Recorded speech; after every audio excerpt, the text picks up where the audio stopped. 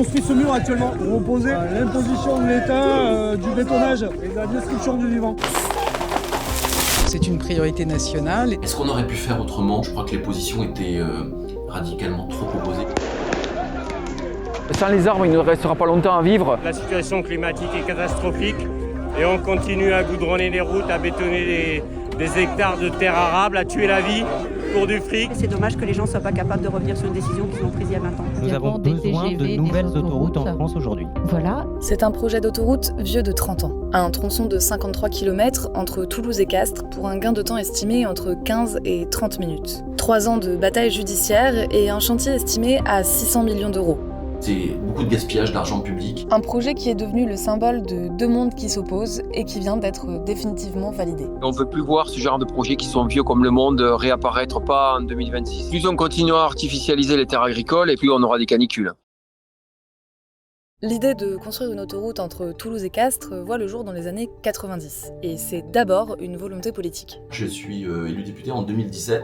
C'est un sujet éminemment politique. Les déclarations d'utilité publique sont en train d'être prises et j'ai fait toute ma campagne sur pour ou contre l'autoroute. Il y a toujours eu l'idée de vouloir désenclaver le sud du Tarn, le bassin d'emploi Castres-Mazamet qui représente à peu près 80 000 personnes et qui est le seul bassin d'emploi en France à ne pas être desservi par une infrastructure autoroutière. Le désenclavement, déjà, ça voudrait dire qu'on a accès à rien, alors qu'ici, on a un hôpital flambant neuf à Castres, on a un aéroport aussi qui a été voulu par le laboratoire Pierre Fabre qui est à La Bruyère.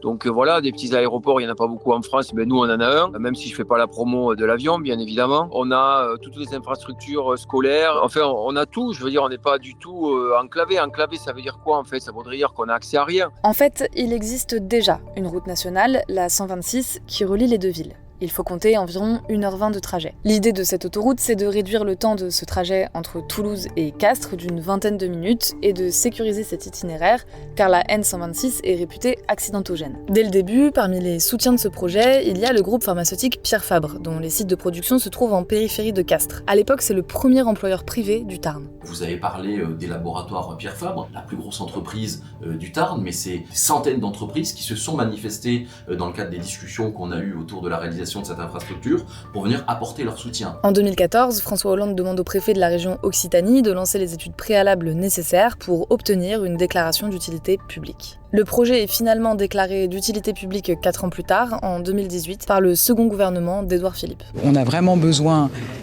d'infrastructures de ce type pour soutenir le développement de nos villes et pas simplement nos métropoles. Ce décret, il permet d'entamer les expropriations nécessaires pour le début des travaux. En tout, plus de 800 procédures d'expropriation, totales ou partielles, seront menées pour les besoins du chantier. Je signe et je m'en vais, ok ? C'est la société Atosca qui est mandatée par l'État pour construire et exploiter, pour une durée de 55 ans, cette nouvelle autoroute. Le coût des travaux est alors estimé à 450 millions d'euros, dont 23 millions d'argent public. La question des territoires ruraux, du désenclavement, il faut être à l'écoute de cela. On entend beaucoup de Français sur les territoires ruraux qui ont le sentiment qu'on ne se préoccupe pas d'eux. C'est-à-dire qu'ils n'ont pas le même accès aux services publics, ils n'ont pas la même facilité pour vivre que des Français qui habitent par exemple à Paris et qui ont immédiatement des TGV, besoin de nouvelles des autoroutes en France aujourd'hui. Voilà. En France, il y a plus d'1 million de kilomètres de routes. Ces routes, elles ont été construites pour faciliter nos déplacements.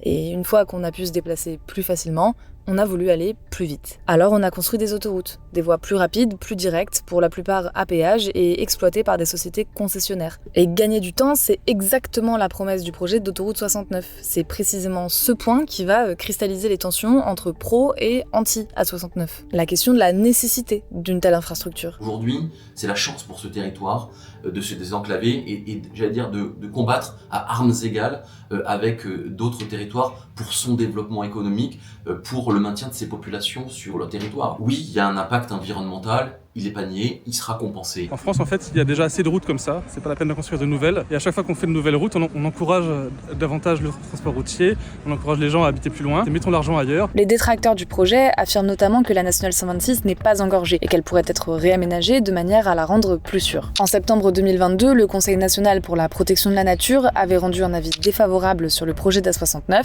L'autorité environnementale avait de son côté jugé ce projet anachronique au regard des enjeux et ambitions actuelles de sobriété. l'été. On a déjà toutes les réserves d'eau qui sont à moitié vides.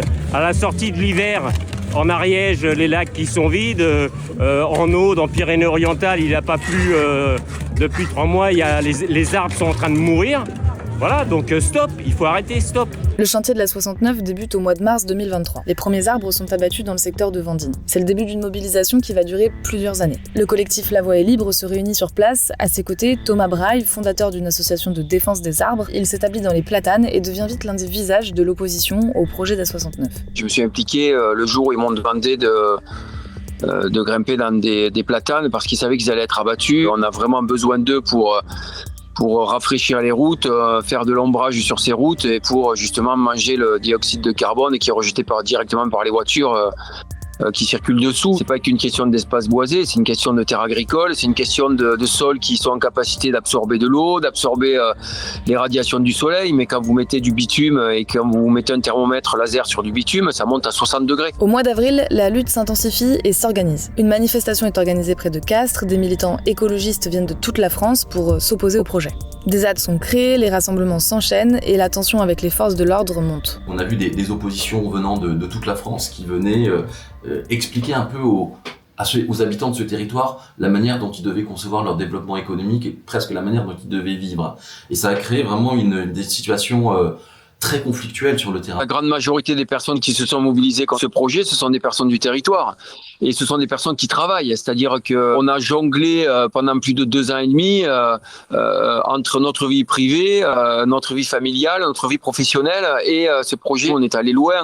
On a fait des grèves de la faim, des grèves de la soif. J'ai pas été le seul. C'est pour ça que je dis on. Ça a laissé des séquelles, bien évidemment. Sans parler des violences policières, sans parler des gardes à vue. Moi, j'ai eu un procès où j'ai été relaxé. D'ailleurs, je tiens à signaler pour état de nécessité climatique, c'est très rare. En plus des arguments pour la défense de l'environnement, les opposants au projet pointent du doigt le prix. Sur son site, la société Atosca annonce des tarifs accessibles, un tarif de base à 6,77 €, réduit à 5,42 € pour les véhicules électriques. À cela peuvent s'ajouter 1,70 € pour l'A68, qui finit de relier Castres à Toulouse par l'autoroute à partir de la commune de Verfeil. Nous, on n'est pas contre tout, on est complètement pour l'aménagement de la nationale 126, qui enfin pourrait devenir sécure, gratuite pour tous, et on oublie ce projet d'autoroute. Il faudrait la faire, oui, mais il ne faudrait pas qu'elle soit payante. Les ouvriers qui vont travailler tous les jours, s'il faut qu'ils payent chaque fois, ça ne peut pas aller. En novembre 2024, Pierre-Yves Révol, le patron des laboratoires Pierre Fabre, affirme à la Dépêche du Midi que l'entreprise remettra en cause son développement local si l'autoroute n'est pas finalisée. Cette déclaration, elle intervient quelques jours après une audience au tribunal administratif de Toulouse, où il a été question de la possible annulation du chantier de l'A69. Car plusieurs recours en justice ont été lancés contre ce projet. Tous ont été rejetés par la justice, qui a donné raison au pouvoir public. Et à l'été 2026, après 3 ans de bataille judiciaire, le Conseil d'État a définitivement validé le projet d'autoroute. Dans sa décision, il estime que le projet répond à une raison impérative d'intérêt public majeur. Je savais que ça allait être comme ça. Il aurait fallu qu'il y ait des juges qui jugent la loi et qui ne jugent pas des volontés politiques. Là, ils ont jugé le fait d'une volonté politique des politiques du territoire. Ils n'ont pas jugé la loi. C'est un chantier qui aura laissé des traces en fait dans la population. Est-ce qu'on aurait pu faire autrement ? Je crois que les positions étaient radicalement trop opposées pour qu'on puisse trouver des solutions. C'est un peu symptomatique de ce que aujourd'hui on a 2 France qui s'opposent, une France qui considère qu'on ne peut plus avoir aucun développement économique parce qu'il faudrait que ce soit aucun impact environnemental, et puis une autre qui considère que on ne peut pas opposer développement économique et écologie, et que les deux sont compatibles. Est-ce que néanmoins on peut estimer qu'en 2026 aujourd'hui un tel projet c'est pas un petit peu anachronique ? Est-ce que le béton c'est la solution en 2026 et est-ce que finalement on n'est pas dans un projet qui, comme vous l'avez dit, à 30 ans est un peu dépassé en termes de modèle, du modèle qu'on doit aller chercher demain ? Alors, moi je crois pas qu'aujourd'hui réaliser une autoroute soit quelque chose qui soit dépassé ou qui soit anachronique. Personne ne disconvient évidemment qu'il y a un impact environnemental à la réalisation d'une infrastructure autoroutière comme celle de l'autoroute entre Castres et Toulouse. Mais je crois qu'il faut parfois trouver des équilibres entre les besoins des populations qui habitent sur ces territoires et les impacts environnementaux. Le Tarn, le sud du Tarn notamment, c'est le poumon vert de l'Occitanie. On a la Montagne Noire, on a, je pense, la région la plus boisée de toute l'Occitanie. Raison de plus pour la protéger. On la protège et elle est protégée. J'ai un petit garçon, il va avoir 9 ans. Je veux juste partir de cette planète la tête haute en me disant que j'ai tout fait pour essayer de faire en sorte qu'ils puissent continuer à y vivre. Si on veut plus vivre des canicules comme on vit aujourd'hui, il faut faire tomber ces projets-là, quoi.